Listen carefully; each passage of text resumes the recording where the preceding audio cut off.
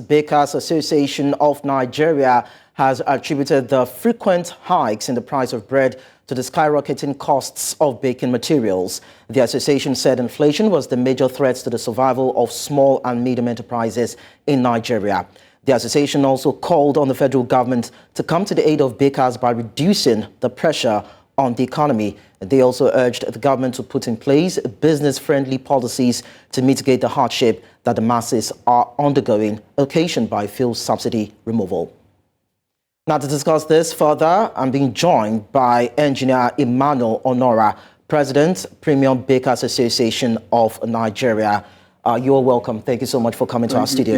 Actually, it's a Premium Bread Makers Association of Nigeria, PBAN. Okay, that is noted. Thank you. You're welcome, sir. Yeah. So now that we're seeing a hike in the price of bread in the market, that is actually caused by the hike in the price of materials in making that commodity. Of course, the major causal factor is inflation. True. How is that affecting the baking industry? How is that affecting bakers? How is that affecting the association? If you want to, good afternoon, viewers, and good afternoon, Nigerians. Thank you, Lekon, for having me on this program today. If you want to do a synopsis of the economic reality of Nigeria, ask me as a baker, I will tell you. Forget the stats that MBIS is dishing out. You understand? We are the people in the streets. We tell you the real life story of the economy. It's tough for bakers. At least I can talk for my industry. My members are passing through a lot. Businesses are shutting down in droves. Our margins has reduced drastically. Our capacity has dropped by as much as 70%. Business go extinct by the day. Bakeries closes by the day across the length and breadth of Nigeria. We are not finding it funny at all as bakers. So, Lekon, it's tough. It's very, very dire. And I hope that the government will look at this industry. It's a net employer of labor in Nigeria. They must do something. Because you can't be pulling people into poverty and expect insecurity not to fester. People are being pulled into poverty every day in Nigeria as a result of lack of employment. Those that are employed are being thrown out. You understand? So you are exacerbating an already bad situation. The government, especially the FG, the federal government, must look into it and ensure that the economy policies have some human faces to it. Now, there's this area that I'm going to, which has to do with how you source for the materials, for the bread that you produce. Is it sourced for locally, or is it that the ingredients are sourced, are imported? Because, of course, when you look at the issue of forex scarcity and disparity between the naira and the dollar, and, of course, bakers having to import, most especially wheat and every other ingredients, it would definitely affect the cost of production. So how do you source for those materials, and how do you also get the funds for the materials you use in baking? Well, baking basically, we have some when you want to weight our ingredient percentage, our recipe percentages in terms of the ingredients. Flour holds the heaviest weight, between 65 to 70%. And that flour, the wheat flour, we get it, it's a byproduct from wheat. Okay, we are not millers. It is the millers that produce the wheat. That produce the flour. They get their wheat from Ukraine majorly and Russia. Then this Ukrainian and Russian war just torpedoed the industry entirely, and the cost started spiraling because for you to even do shipment to the millers, it became a very big problem, and that increased the costs.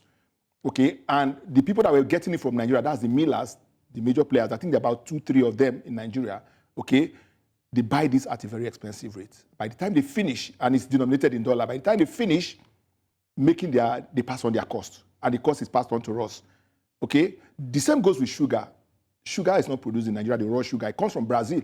What you have here is just refining, and they just add their vitamin A and other vitamins to it. Your ascorbic acid doesn't come from Nigeria. That's the ascorbic acid, the improver, the bread improver.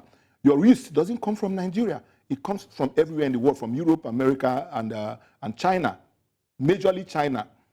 The salt, yes, produced locally. Okay, maybe you iodize it locally and all of it. The soy flour doesn't come from here. Okay, the diesel that we use to power our burners, that powers the oven, refining country, a country that is a net producer of oil that cannot refine products. It's still imported, all right? Your nylon that you bred back, that you did the nylon, the polypropylene or whatever they use in manufacturing, it doesn't come from Nigeria, and you have petrochemicals here. So almost all the things we use in making bread are about 90% imported, meaning they are at the mercy of FX from those that bring it into Nigeria. When they bring it in, they pass the cost on to us. So the costs kept spiraling. In January this year, we were buying flour between 29,500 to 30,000. We are in December this year. It has increased to about, it's around 43,000 naira. That's a 64.5% increase on only flour, wheat flour. We used to buy sugar about 26, 27,000. Today is 63,000. That was January this year. Today is 63,000. Can you quantify that increase?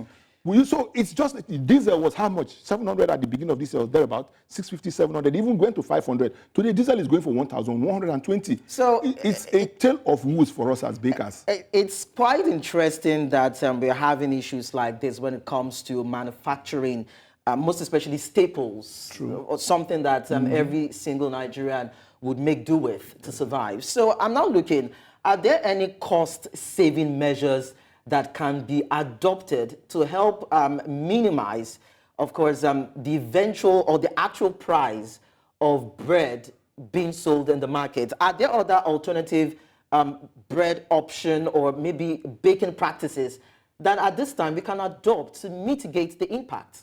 Well, to be very honest, you know, when you talk about flour, the flour is a unique product. Especially in Nigeria here, we don't use gluten-free flour. Our flour must have gluten. Okay, the federal government has tried with the cassava inclusion in bread. True, we went for as premium bread makers, they called us in Firo at Oshodi. We went for several test bake.